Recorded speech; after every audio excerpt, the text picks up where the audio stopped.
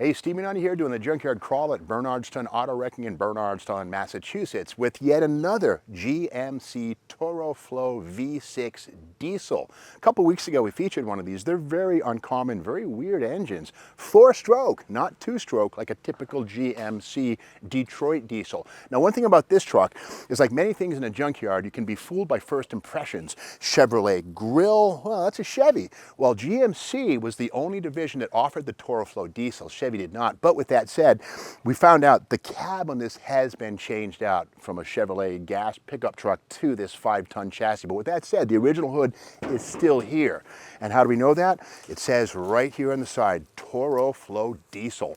Now you got to remember, in 1964, the Toro Flow was new, but here it is, Toro Flow diesel. And if this was a gas truck, it would say V6 right here. Keep in mind, in 1964, 90% of all GMC trucks from half-ton to 5-ton and beyond, 90% had V6 engines. Some were gas, some were Toro Flow diesels. And 64 was the first year for the Toro Flow diesel.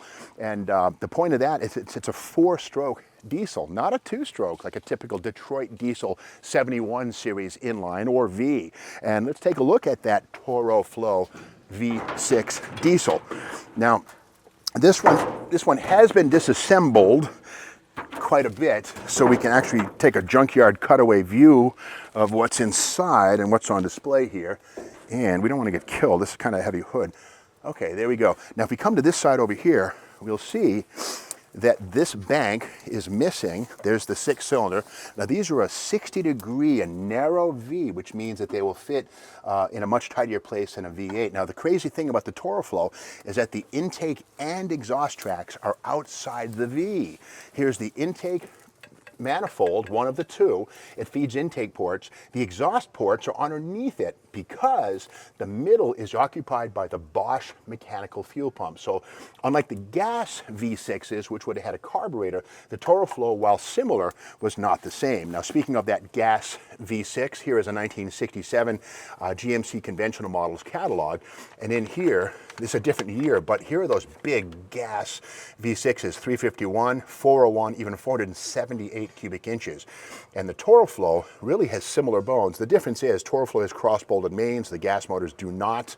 The bigger ones here, of course, the V8 does have cross bolts, but the 6-bangers did not. But again, the Toro Flow is available either in 351 or 480 or 478 cubic inches.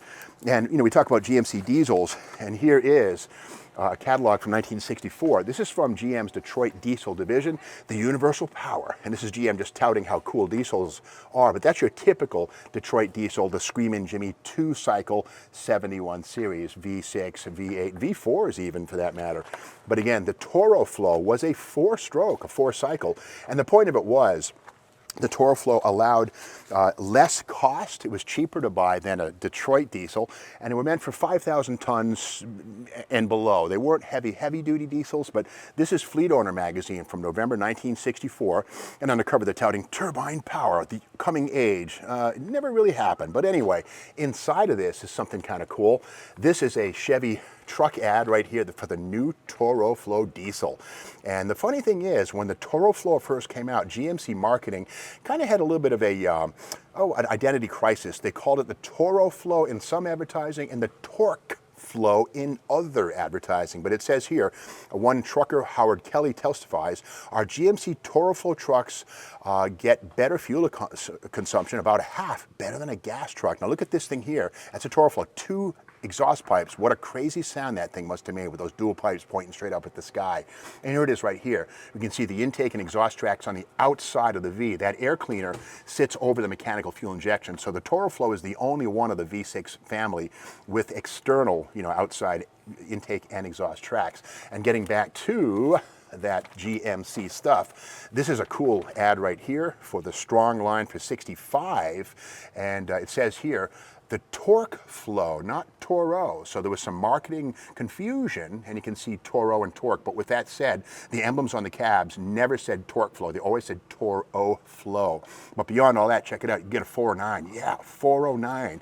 The Beach Boys sang about them. You get one of those in a full-size Chevy truck if you wanted it. But with that said, the Toro Flow was factory installed. Now again, the Toro Flow is only in GMC, not Chevrolet. Chevrolet had their own family of mostly gas-powered trucks, GMC generally being a little heavier duty. But something kind of interesting is how the hoods on GMC, yeah, we're in a working yard here, so we'll ignore the sound.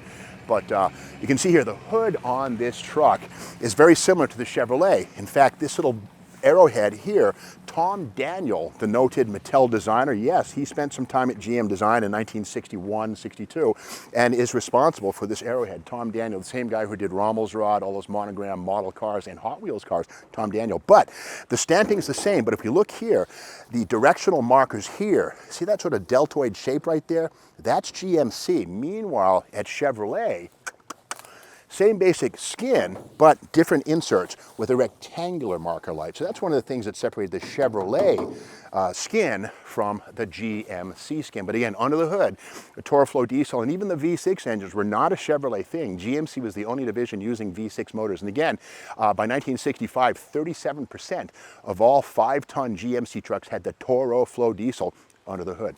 Now let's look a little deeper on this one, and you got to love the modular construction of the Chevy cab of this period. From pickup truck to 5-ton, this little cowl filler right here would live right there. And again, this is from probably a different application. This cab, as I understand it, is from a 1/2-ton pickup truck. It goes right on, different floor, but largely similar. But we can not, of course, ignore these massive hubs here, the 5-star Kelsey Hayes style monster wheel. This is definitely 5-ton stuff right here. And that's a split rim right there, by the way. These things with 100 PSI have 40,000 pounds of pressure. If this is not perfectly seated, the ring, up you go through the roof. So that's why these were outlawed in the 1970s for a more a one-piece rim. That's a split rim right there. Nothing wrong with it, but if you get it wrong, a lot wrong with it. Now we'll look inside here. You can see right here, this chrome trim here is definitely from a pickup truck. That's not GMC stuff. So again, this cab was swapped. Another detail that proves this is from a gas vehicle. This is where the filler would have gone. Somebody over the years riveted in a piece of metal, bonded it up, but that would have been a gas fill for a gasoline powered vehicle. The diesel tank down here, much more in keeping with this truck's Toro Flow diesel. Inside, take a peek, and we see it does have a Chevrolet logo in the center of the instrument cluster, that bow tie. So this cab, again, Dale Hastings, the owner of the junkyard, says, yeah, that cab's from a different truck. But this is a GMC, but largely inside, functionally identical. But I like the little goodies, the little map light on top of the dash and up on the headliner. Somebody built a little wooden stereo and CB receptacle, sort of some custom touches. And of course, the back of the cab, part of its previous life is to pick up the sliding window right there, which is not something you need with a dump truck. And speaking of the dump truck, this is a modern era from when hydraulics replaced mechanical levers of the 1920s, 30s, and 40s. Hydraulics, of course, just as capable, in fact, more so.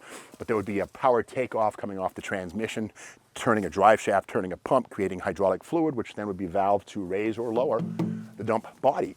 And again, being a 5-tonner, Kelsey Hayes style, 5-bolt, 5-star, I guess you might say, wheels, full floating axles. These bolts right here, you take the nuts off and the axle shaft can actually come out. Big, big, thick thing, about big as your wrist, but you can still roll the truck around because the wheels are trapped by the bearings. So an interesting detail there, but again, heavy duty dump truck right here. But again, that Toro Flow diesel engine, 64 through the early 70s, mid 70s, they were a big deal. But again, the Toro Flow had a unique exhaust note because it was a 4-stroke diesel.